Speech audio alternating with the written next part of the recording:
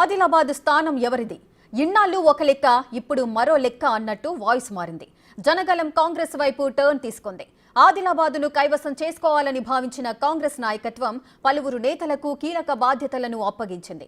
జిల్లా ఇన్ఛార్జి మంత్రి సీతక్క అభ్యర్థి ఎంపికలో పూర్తిస్థాయి కసరత్తు చేయగా పీసీసీ కార్యదర్శి సత్తు మల్లేష్ కీలక నేతల జాయినింగ్ బాధ్యతలు తీసుకున్నారు. ఈ సీటును గెలిచి పార్టీకి బహుమతిగా ఇస్తామని చెబుతున్నారు.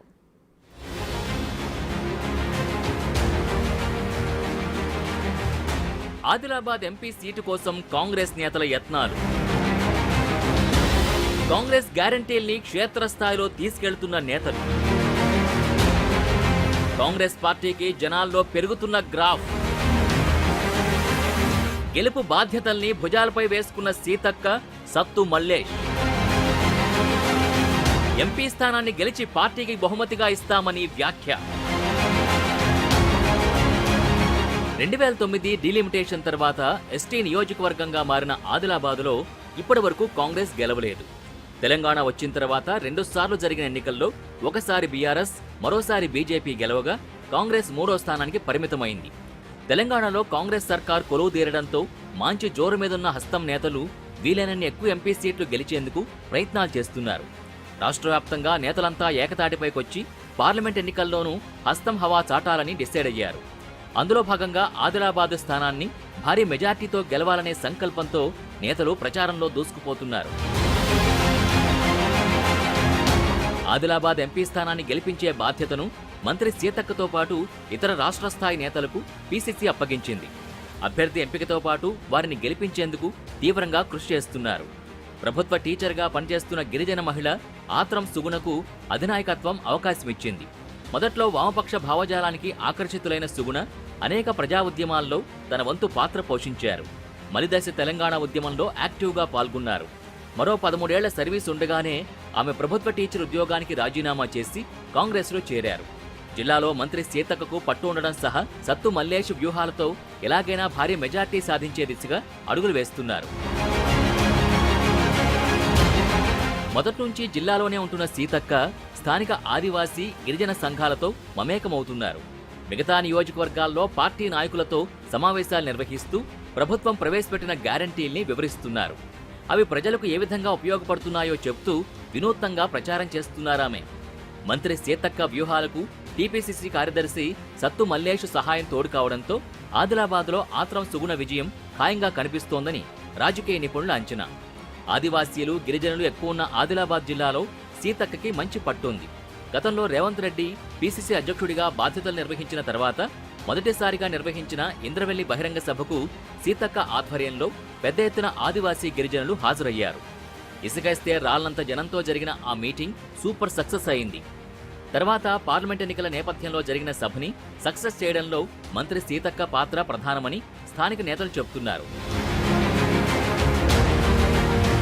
మొన్నటికి మొన్న నిర్మల్ జిల్లాలో రాహుల్ గాంధీ పాల్గొన్న జనజాతర సభని సక్సెస్ చేయడంలో మంత్రి సీతక్క పాత్ర కీలకమని పీసీసీ పెద్దలే చెబుతున్నారు.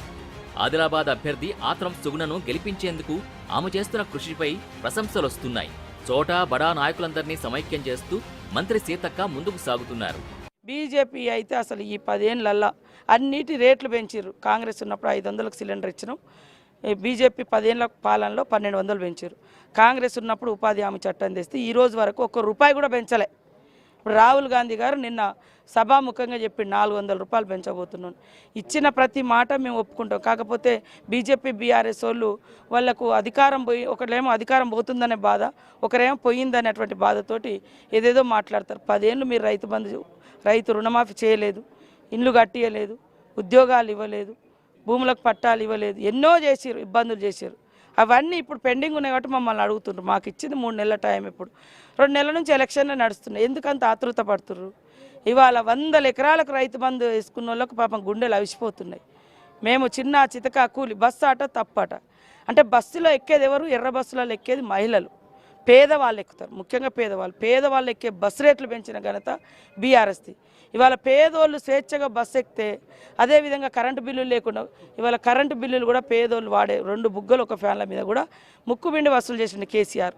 మీరు 100 ఎకరాల ఫామ్ హౌస్లకు ఇచ్చుకున్నారు ఫ్రీగా, కానీ ఒక గుడిసెకు కరెంటు ఫ్రీ ఇవ్వలేకపోయారు. అది మేము చేస్తే తట్టుకోలేక ఇవన్నీ దిక్కుమాలిన పథకాలట.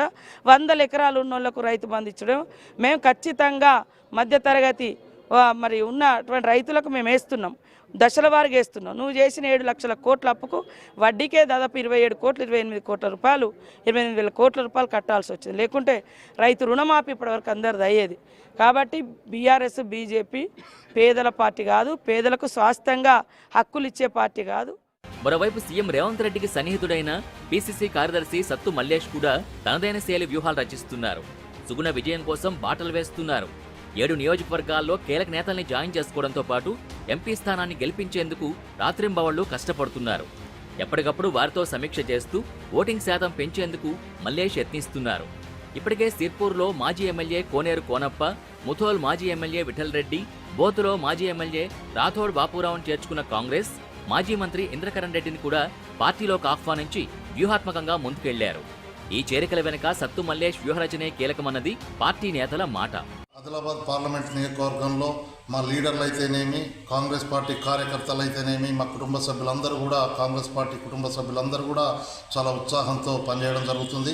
అదేవిధంగా ప్రజాపాలనలో మా ముఖ్యమంత్రి వర్యులు ఏవైతే గ్యారంటీలు 5 గ్యారంటీలు అమలు చేయడం జరిగిందో 6వ గ్యారంటీ కూడా ఆగస్టు 15 లోపు అమలు చేస్తానని చెప్పడం జరిగింది. ఈ గ్యారంటీలన్నింటినీ చూసి కూడా మన కేడర్ అంతా కూడా ఉత్సాహంతో పనిచేస్తుంది. అదేవిధంగా వేరే పార్టీలో ఉన్నటువంటి పార్టీ నాయకులు కూడా ప్రతి ఒక్కరు కూడా ఈ పథకాలకు ఆకర్షితులై పార్టీలో జాయిన్ అవ్వడం జరుగుతుంది. ఈ దిశగా కాంగ్రెస్ పార్టీ మీరు ఏ సర్వేలు చూసినా కూడా ఆదిలాబాద్ పార్లమెంటు కాంగ్రెస్ పార్టీ కైవసం చేసుకుంటుందని చెప్పడం కూడా జరుగుతుంది. జాయినింగ్లన్నీ కూడా అందరితోనూ కూడా మాకు ఉన్నటువంటి ఎప్పుడైతే ఎవరైతే కార్యకర్తలు ఉన్నారో ఆ కార్యకర్తల అనుమతి మేరకు మాత్రమే వాళ్ళని తీసుకోవడం జరుగుతుంది. కొత్తగా జాయిన్ అయిన వాళ్ళు, పాత వాళ్ళు ఇద్దరు కూడా కుటుంబ సభ్యులుగా కలిసికట్టుగా చాలా ఉత్సాహంతో పనిచేయడం జరుగుతుంది. ఖానాపూర్లో వెడ్మ బొజ్జు పటేల్ ఎమ్మెల్యేగా ఉండడం మరో ప్లస్ పాయింట్. ఆదిలాబాద్ నియోజకవర్గంలో ఆదివాసీ, గిరిజనులు ఎక్కువ ఉండడంతో సీతక్క, మల్లేష్లు వ్యూహాత్మకంగా ప్రచారం చేస్తున్నారు. పార్టీలోకి జాయినింగ్స్పై దృష్టి సారించారు. కీలక నేతల్ని చేర్చుకోవడంలో సక్సెస్ అయ్యారు. స్థానిక నేతల సహాయం, జిల్లా నేతల సమన్వయంతో ఆదిలాబాద్ సీటుని కైవసం చేసుకుని అధిష్టానానికి బహుమతిగా ఇచ్చేందుకు సీతక్క, మల్లేష్ కృషి చేస్తున్నారని స్థానిక నేతలు చెబుతున్నారు. ఆత్రం సుగుణ గెలుపు బాధ్యతని ఇద్దరూ తమ భుజస్కంధాలపై వేసుకుని రాత్రింబవళ్లు కష్టపడుతున్నారని ప్రశంసలు కురిపిస్తున్నారు.